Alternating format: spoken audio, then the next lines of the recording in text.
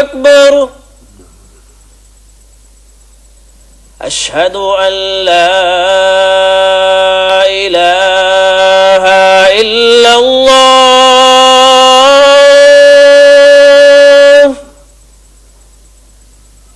أشهد أن لا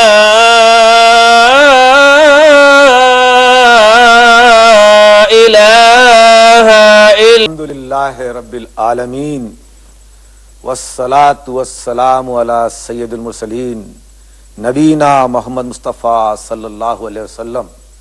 اللہ تعالیٰ نے رات اور دن کو اپنی دو نشانیوں سے تعبیر فرمایا ہے۔ رات اور دن کی اسی الٹ پھیر سے بالآخر ایک سال بن جاتا ہے، اور سال کا تعلق 12 مہینوں سے ہے۔ چنانچہ اسلامی سن ہجری کا تعلق بھی چاند کے 12 مہینوں سے ہے، جس میں سے ایک شعبان بھی ہے، جس کے تعلق سے حضور اکرم صلی اللہ علیہ وسلم نے فرمایا کہ شعبان میرا مہینہ ہے، اور آپ صلی اللہ علیہ وسلم نے فرمایا کہ یہ ایک ایسا مہینہ ہے جو رجب اور رمضان کے درمیان آتا ہے اور لوگ اس سے غافل ہیں۔ اس میں تمام انسانوں کے اعمال خدا کے ہاں پیش کیے جاتے ہیں۔ میں چاہتا ہوں کہ میرا عمل بھی اس رات میں ایک ایسے موقع پر پیش ہو جبکہ میں روزے سے رہوں، گردش لیل و نہار کے اسی تسلسل میں۔ آج بھی شعبان کی 15ویں شب ہے۔ حضرت سیدنا علی رضی اللہ تعالی عنہ نے فرمایا کہ اس دن روزہ رکھو، عبادت کرو اور خوب دعائیں مانگو۔ حضور صلی اللہ علیہ وسلم نے فرمایا کہ اللہ تعالیٰ شعبان کی 15ویں شب غروب آفتاب کے ساتھ آسمان دنیا پر نزول اجلال فرماتا ہے اور پوچھتا ہے کہ ہے کوئی مغفرت کا طالب کہ میں اس کے گناہ کو بخش دوں، اور ہے کوئی رزق کا مانگنے والا کہ میں اس کو رزق دوں، اور ہے کوئی مصیبت زدہ کہ میں اس کی مصیبت کو دور کروں، اور ہے کوئی ایسا اور ویسا، یہاں تک کہ صبح طلوع ہو جاتی ہے، مانگنے والوں کی جھولیاں بھرتی ہی جاتی ہیں، مگر کوئی غفلت و سستی میں کروٹ بدلتا ہوا آئندہ کا خواب دیکھتا رہ جاتا ہے۔ حالانکہ یہ کسی کے بس کی بات نہیں کہ وہ آئندہ سال تک جیتا رہے یا دوسرے دن تک جیتا رہے۔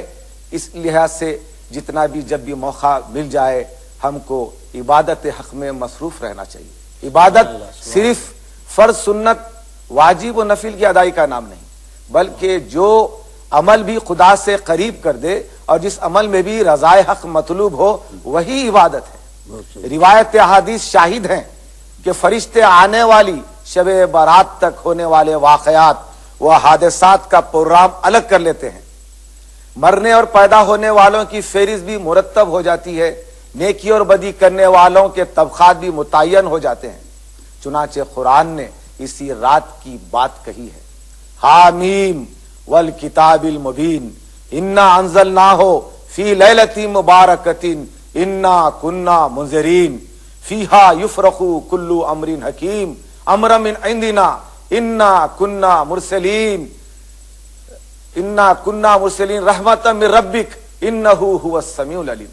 حامیم، قسم ہے اس کتاب یعنی قرآن کی جو بالکل کھلی اور واضح ہے کہ ہم نے اس کو برکت کی رات میں نازل کیا تاکہ لوگوں کو ڈرائیں۔ اس رات میں ہر انتظامی کام ہمارے اپنے حکم سے فیصل ہوتا ہے، ہم ہی بھیجنے والے ہیں رحمت تمہارے رب کی طرف سے، بے شک وہی سننے اور جاننے والا ہے۔ کہتے ہیں کہ قرآن اس رات میں لوح محفوظ سے اتر کر آسمان دنیا پر نازل ہوا، اور وہاں سے بموقع شب قدر اندل موقع جستا جستا اتر کر 23 سال میں تمام ہوا۔ حضور صلی اللہ علیہ وسلم آج کی رات جنت البقیع قبرستان میں تشریف لے جاتے اور وہاں فاتحہ گزرانتے اور اپنی امت کے ایک ایک فرد کے لیے مغفرت کا سامان مہیا کرتے اور دعائیں کرتے، ان کے لیے جو جی رہے تھے اور ان کے لیے جو مر چکے تھے اور ان کے لیے جو پیدا ہونے والے تھے۔ حضور صلی اللہ علیہ وسلم نے حضرت سیدہ عائشہ صدیقہ رضی اللہ تعالی عنہا کو آج کی رات پڑھنے کے لیے یہ دعا سکھائی، اللہم انک عفو تحب العفو فاعف عنی یا کریم، اللہم انک عفو تحب العفو فاعف عنی یا کریم۔ لہٰذا ہم حضور صلی اللہ علیہ وسلم کی اتباع میں اسی ورد کو دہراتے رہیں۔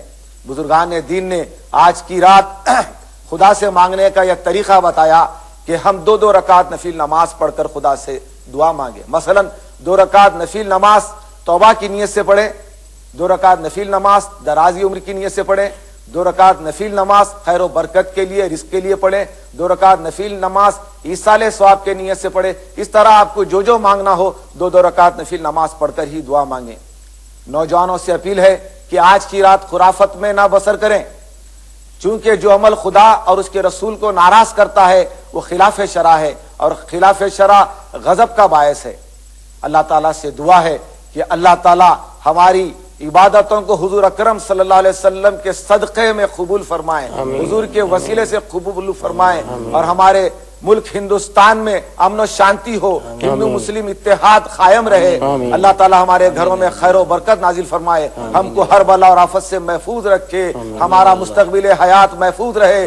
خدا کرے کہ ہمارا ہر روز عید اور ہماری ہر شب برات ہو، جبکہ جب سے ان کے عارض گیسو پہ ہے نظر، ہر روز مجھ کو عید ہے اور ہر شب برات۔ وآخر دعوانا الحمدللہ رب العالمین، والصلاة والسلام علی سید المرسلین صلی اللہ علیہ وسلم۔